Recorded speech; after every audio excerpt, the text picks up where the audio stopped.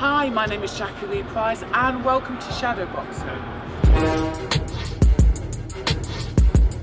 So hi and welcome to Toka Kahn Clary. Yeah, thank you. Yes. How you doing? I'm doing well. Good to see you. T-Nice. Where does that name come from? Well, I've been having that name since I was young. When I was younger, I played football, and that name just from football to school to boxing, it just always followed. So I didn't bother changing it. But you're still not telling me what it means. You don't want people to know. People just told me I was nice, and when I was nice at football, so they be like, "Yo, that's T Nice," and then it just stuck on everybody. My friends and family started calling me T Nice, and then I went to school. I was good at school sports, and everybody in school started calling me T Nice. And so when I turned pro, I just kept it. They're like, "What's your boxing name?" I like, I'm just gonna stick with T Nice because a lot of my fans then was my friend. They're already used to hearing T Nice, so I just kept it. Yeah, it's a good name. Very good Thank name. So we've just come out of, well, in England, we've just come out of that long lockdown. And obviously you guys have as well, but some of your states are now going back into lockdown. How is it in Providence?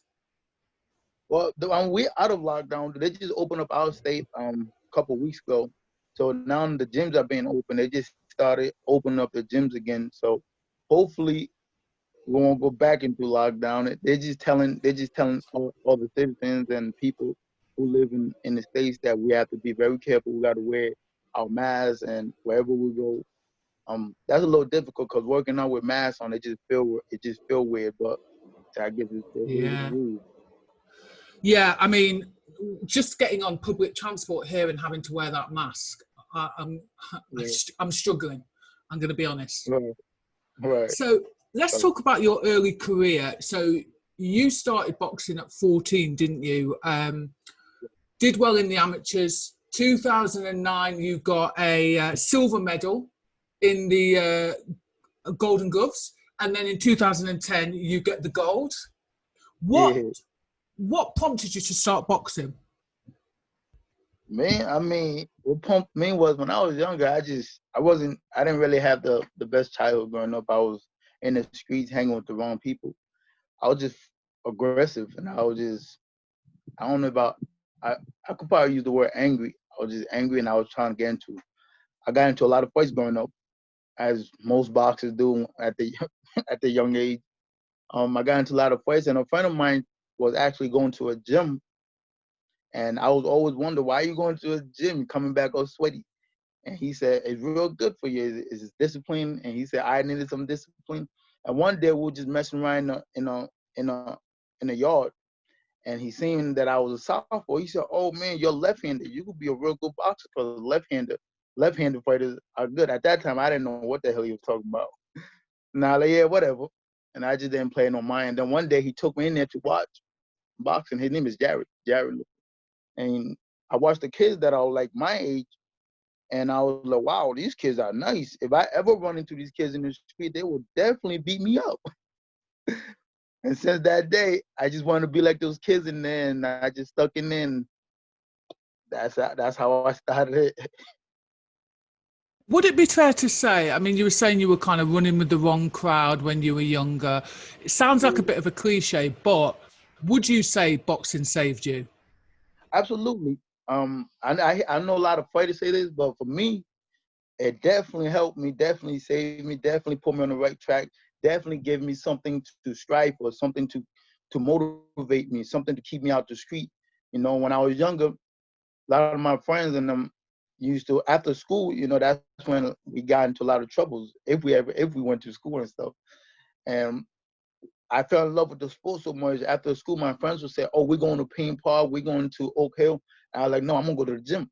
And then they would like wave me down and I would go right to that gym. I don't know what it was at that time, but I was just so hungry for the sport. I love the sport. And I'm actually blessed that I was into the sport like that, because I could have got into a lot of other stuff. A lot of my friends that didn't go to the gym, that didn't have nothing to do after school, a lot of them got in trouble. Like one of my best friends just now got out of prison doing a long time bid, and and now I'm happy I could always look back to boxing. Boxing have opened so many doors for me, you know. And without the sport, I don't know what I would be. I honestly to God. I think some people don't realise what this sport gives you. I mean, it gives you a community, it gives you family. You fall in love with the sport, don't you? Absolutely, definitely. It gives you something to push, you know. Because growing up, I wasn't an athlete. I'm not a big body person, so I couldn't be a basketball player. I couldn't be a football player. And those sports, you need to have good grades to go to the next level. You need to be. If you don't have good grades, you have to really excel in those sports to get to the next level. And a lot of my friends thought because they was good at it, it would take them to the next level. But when that their grade wasn't there, so they couldn't go there. And then after high school, a lot of them just wound up in the street. For me, I didn't need a grade for boxing. I didn't I didn't need an A pluses or nothing like that. I just had to stay dedicated in the gym. That's all it was. You just needed two good weapons. Yeah, that's it. That's all I needed. No, that's great. So off the back of your amateur career, you then turn over 2012, you become a pro, have a really good, group of fights. Everything's going well. Then you have one loss, come back, and then you fight Kid Galahad. Yes. We know that you took a loss. No shame in that. Yes. What did you take away from the fight, though? Well, that fight was probably the difficult fight I've been in the amateurs and the pros, because Kid Galahad, I got a lot of respect for him, you know. Before the fight, I didn't have no respect for him, but after the fight, you understand this. At boxing too, boxing's a funny sport because you don't really know how the fighter's mindset is at before a fight, but after the fight, you really get to understand who they are and what's their mindset is at, and how strong-minded they are. And Kid Galahad is very strong-minded. I feel like that's his best weapon, how tough mind strength he has and how confident he is. What I took from the Kid Galahad fight is that he's very poised, very, very slick, and he's tough to hit. He's not when you watch him on TV, you think, you could do this, you could do that, but he's very hard to hit. And he made it difficult for me in that fight because I didn't make weight for the fight. That was one of it, but that was no excuse because that still felt good going into the fight. That was no problem making because of the weight cut. But he was very, very strategic. Like, he stuck to his game plan and he excelled perfectly in that fight. And what I took from it is that I got to strengthen my mind a little bit. You know, when things don't go right, that doesn't mean I fall back. I just keep going. I gotta keep my mind strong and don't worry about the negative. You know what I'm saying? You gotta stay positive. And I feel like a couple of times in that fight, he broke my will. That's what it was, you know. And I stopped performing like I know I should. And he went on and he just excelled every round. He put his feet on the gas. He kept his feet on the gas, and he did extremely well in that fight. And I'm very proud. You know what I'm saying? I learned from it, and it helped me out. You know what I'm saying? And I'm just moving on, trying to get better from that.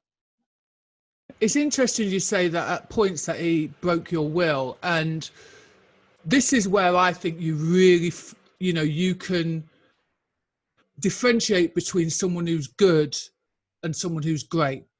And you've come back and you've said, you know what, now I understand that he was able to do that to me. Let me fix that part of my game.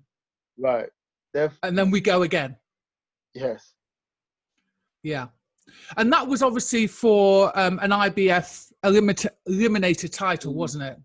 Yes, it was. Yes. It was probably the biggest stage I've been in boxing at the time. Mm-hmm. And still at the time, it's probably the biggest stage. And I let so much nerve get into me. And I mean, sometimes you have to put yourself in a situation and say, I ain't gonna let nothing bother me, no matter what the situation is, and just put your feet on that gas and just go through it. Now I know that. Yeah. So after that, you have two beautiful wins. You're back in the game. Your last fight was against Irving Gonzalez for the NABA USA Super-Featherweight title. So do you feel that you taken those lessons from the last fight, the mental lessons, and applied it to the last two fights that you've been in? Right. If the thing with the fight is, if you watch the Kid Gallagher fight and watch my body language in that fight, it just didn't look right. Even me watching the fight, I know if you will know a confident fighter when you see it, when you see one. And I just didn't have that confidence in that fight. And after that fight, I just body language shows a lot. You know what I'm saying? Because at the first couple rounds in that fight, the announcer was talking about the body language, and they could see it. And so after that, I just switch up mentally, get my head and get my mind mentally strong, and just go in there. And my last two fight, I just try to like work on that, and I work on that, and when you watch the Irvin Gonzalez fight, my mindset, my body language, everything was in that fight. I was 100% game for that fight. But I had to be, because he's in my city too, so I couldn't let him get me. Yeah, I mean, like you said, one thing is for sure: when somebody's mind isn't right, when that translates into their body, not only can the opponent see it, the opponent's coaches can see it, and then you've got the loudmouths obviously commentating at the sides. Yeah, they don't give you no slack, those commentators. Hey, they're doing the job. But one thing I did notice, and again, now I'm guessing that you attribute that to your lack of confidence at the time. Right. I've watched you box, and you're very clever, and then you're very slick, and you're very good at setting little traps. However, in that fight, it seemed like you were confused what to do, or how to answer him. Does that make sense? Absolutely, I was. What really confused me was how he switches, you know, and I let that for a second he'll be in front of me, and then when he switched, now he got that extra distance that I was like, oh man, now I gotta like jump in, which I didn't have to jump in. If I would have just used my feint a little bit more and did a little stutter step, I would have been right there. Something I know now, but he was very good at switching and keeping the distance, and that bothered me a little bit, you know. But now I know that now when things like that happen, when those happen, I was like, man, how do I get to this guy? I was beating myself down. I went back to the corner. My trainer was trying to get me back focused, and I was just going out there just to go out there. I didn't have a game plan after he broke me. After he was making those traps on me. Now I set up trap. Now I gotta learn. Now I had to go back and learn to set trap on fighters and stuff like that. Make them go in position that I want them to go. You know, the game boxing is why, you know, you just keep learning, and you can never stop learning. That's what I love about this. But that's what I love about everything in life. You can never stop learning. That's a beautiful thing, Toka, because some people have a really closed mindset and they feel like they know it all. It sounds like you came out of this situation having really grown in many ways. Well, I have to, because I love the sport. You know, this is how I provide for my family. So I gotta always learn. I gotta always put myself in a position to get better. That's why I go out to spar with Jono. That's why I go out to spar with Chris Algieri and get these different work, just so I could get the work I need to perform in it, to provide for my family. So you live in Providence, Rhode Island, but you weren't born there, were you? You were born in Liberia? Yes, I was. So, Monrovia, am I pronouncing that right? Monrovia? Monrovia, yep, you got it. My English accent. Nah, you got it. So, you got a beautiful English accent. Not too bad. So, when did you come to the States? I came to the United States when I was 5 years old. Okay. I was in Philadelphia, like 6 hours away from Rhode Island, and then we moved to Rhode Island. After Philly, we came to Rhode Island. What brought the family to the States? Well, my father had passed away in Philadelphia. When he passed, my sister and my auntie and we all came to Rhode Island because they had a family member in Rhode Island that we came to stay with. Talk to me about how life compared in the USA versus Liberia. Oh man, I hear a lot of kids and a lot of teenagers growing up out here saying they're from the mud. There's like a word that they use, that they're from the mud, like from They're from hard time. They're from the struggle. And when they say that around me, I just look at them and I gotta tell them, y'all don't know what you guys are talking about, because the advantage that we have in the United States, that they have in the United States, is a blessing to have. You know what I'm saying? Because in my home country where I come from, even to this day, it is a struggle out there. It's very like a real struggle. Not oh I my food stamp didn't come today. Oh I did, the government didn't send my that. Those are not struggle. Those are benefits. If you don't have that, you should go out there and work. If those aren't coming in, you should go out there and work, because there's opportunity in the United States that other country, like the country I'm from, don't have. You know, the government don't care. They don't care if you eat. They don't care if you have electricity. They don't care about none of that. So those are a lot of people in Liberia and parts of Africa. They're still going through situations like that. It's saddening to see that part of the world is still going through stuff like that. You know, and I feel like I don't think it's a one person job. I feel like everybody have to come together and help and do their part to grow their country. You know what I'm saying? And it's tough out there. I feel like kids out there, they're from the mud. You know what I'm saying? They're they're they're they're in a struggle, and it just it's just different. It's a whole different lifestyle out there.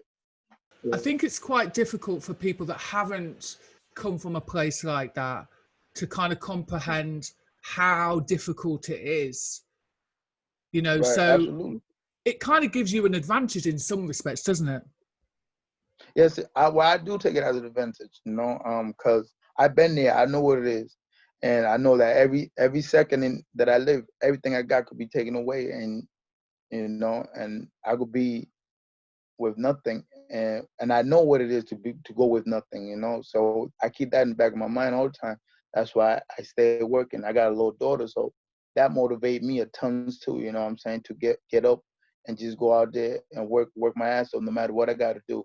I'm in the gym. I'm working. If I'm not in the gym, I'm finding something to do to stay busy. So you've got a little daughter. How old is she? My Addie's 2 years old. Oh, nice. I've seen a little few clips of her on social media. She's a daddy's girl, isn't she? Yeah, that's my little princess. There she is. That's nice. That's really Thank you. nice. So let's talk about some of your sparring partners. Yep. So there's pictures of you with Tevin Farmer Yes. and the Irish King, Yes. Jono Carroll. Yeah. What is it like to just be in a gym with those two guys? Because I imagine they're two different personalities. Yeah, they are two different personalities, but they're both great guys. You know, they're both very strong-minded. They're definitely dedicated to their craft. And being around those guys was a blessing for me, because I was able to learn from both of those guys. You know, I was able to pick their brains. Tevin Farmer, as you know, he's very slick, super slick. He's very strong-minded, very tough. Um, People think Tevin Farmer just a slick boxer, but when I was in Kemp, when I was able to see that he could play in the inside. You know, when I went out there, I thought, well, I'll gain the style on him and I'll try to bully him that way. But when I went out there, I figured out that it wasn't going to be easy. um,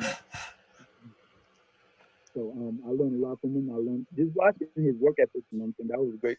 Watching a world champion work ethic. You know what I'm saying? How he grinds, and you know they made it to me. They're at that level that I'm trying to get at. So when I see that he's at that level and he's still working like he worked, that made me look like I got to push it in an even further gear, because he's already there and he's working hard, extremely hard. So that motivates me too.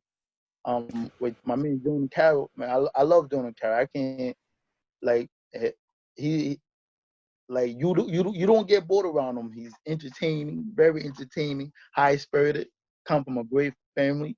When I actually went to Spa Home, it was for the Tevin Farmer play. He was playing Tevin Farmer, and it was just a great experience for me, man. See, his trainer's a great trainer too. He's a great guy. They taught me a lot. just being around those guys, you see how they work as well. You know what I'm saying? Getting ready for a big title fight. See how motivated he was. He would work out like 2-3 times a day, and I was like, wow, you know what I'm saying? These guys really put in work. It was just a different experience for me, seeing how he move and how he maneuver in the ring. He's got a very he don't just come forward. He got, as you see his last fight when he fought Oh, Quick, when he fought Quick, his head movement, his boxing skills, we didn't really see that in a lot of his other fights. He was able to box and do a great move his head. It was just, and those guys, I see them added onto their game, and I was like, wow, that's impressive. And that's another thing. You always have room to learn, and they just learn as they go too. So I was able to pick his brains and learn from him too. I just love him. He's like a family to me now. He's like he's family. It's my guy. He was telling me that the Tevin Farmer fight, we discussed that. I was just like, why did you not just hold him at some point? Are you too proud? Right. But for me, the first 4 rounds of that fight, he was doing tremendous. I was like, yeah, the body attack was perfect. But as we went down, I like, hold him, please just hold him. I feel like that's that fighting Irish. He wants to go down swinging. But like you say, the Quick fight now, he was saying to me that he took a lot from that Farmer fight and then applied it. And like you say, there were 2 different fighters. It was like, so now we've got the Carroll with the heart. Right. But now he's got a little extra sprinkles on top. Right. He got a little salt on it now. Yeah. He's even dangerous fighter now, because now when you prepare for carry, you don't know which kind of carry you're gonna get. You're gonna have to get a boxer and a person that comes forward. I just wanted to talk about this quickly. You had a scheduled fight against Abraham Nova. Yep. Last month. Yep. So it's been stated that you pulled out of the fight. Do you want to talk to me about that and give your side of the story? Absolutely. I feel like they did me, my promoter and the ESPN brother did me dirty in that fight. They talk a whole lot of junk and it wasn't accurate, But Abraham Nova and I, we're in the same stable now, But when they called me for that fight, they gave me a 3 weeks notice. I was 155 pounds. There was no gym open in New England in my state, and they called me to fight Abraham Nova. Abraham Nova, my manager called me, told me about it, and I was like, I don't think that's a good fight for me right now because of the situation. How am I going to train properly for a fight like this? Now, for me, if you look at my boxing resume, Abraham Nova going to probably be the second or third big names that I fought. He's no slouch. He's a very, very smart fighter, very well-rounded, tough, strong kid. So I want to be fully prepared for that. I don't want to cheat the sport. You know what I'm saying? I don't want to put myself in a position where I'm not going to be able to give it my all or give it my best, and because of money, you know what I'm saying? And then it's gonna set me back. So when they called me for the fight, I told them, no, I'm not ready for that fight. And my promoter kept pressuring me on the fight, you know what I'm saying? Saying, oh, you need to take this fight. There's a big opportunity. Yeah, it was a big opportunity, but it's not gonna be the only opportunity, you know what I'm saying? I feel like I'm not ready for this fight. Because not that I'm not ready for the fight, but I wasn't, the gyms wasn't open, there was no way I could really train, you know what I'm saying? And they called me for this opportunity, and I told them it's not time for this fight. And when I told them that, they really wasn't happy with it. So we had a lot of back and forth talk, arguments, if you want to call it that. And then, so I ended up not taking the fight. And a couple of days later, I seen an article that they wrote about me. But I could have took it either way. I could have got mad. I could have got defensive, but I didn't. You know what I'm saying? I just called my manager and told him what the situation was, and I was like. And the thing was that Abraham Nova and I know each other very well. His trainer has been in my last 2 fights. His trainer, Hector Bermudez, had been in my corner for my last 2 fights, and who is going to be my corner now. we talk about it like, nah, this is not a fight for both of you guys. Either one of us, either one of you, this is not a good fight. At the time being too, there's a lot of stuff going on. Gyms closing. I really haven't been in the gym like that because there's nothing open. And I talked to him and I talked to my manager and they said, nah, just tell Lou no. And I did that and Lou didn't accept that. And he wrote that article. Does it concern you that Lou has stated that you'll sit out for a while? Bearing in mind, this is how you make your money. You've got a kid. Right. Well, I did care first, you know, but I can't let no man break me. I'm my own man, you know. I got to stand up and do what I got to do to feed my family.